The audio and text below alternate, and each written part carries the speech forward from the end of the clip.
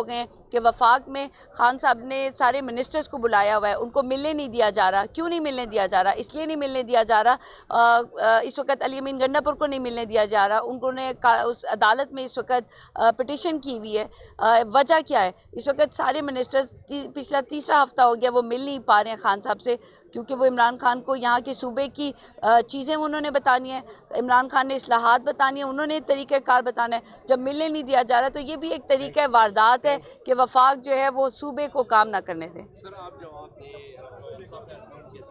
भी है तो अभी वो नया फैसला सामने आया है, शरफ ज़रूरत के हवाले से पार्टी को निकाल दिया गया है।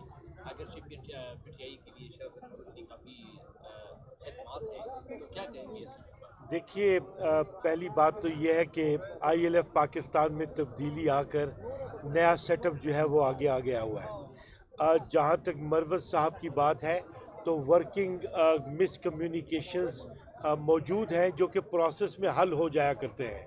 सो जिसका भी वालिहाना लगाव होगा खान साहब के साथ और खान साहब तक मामलात पहुँचेंगे तो वो अपनी सतह पे डिसीजन लेंगे। याद रखें कि पीटीआई क्या है, पीटीआई है इमरान खान, तो अल्टीमेट डिसीजंस उन्होंने ही लेने हैं।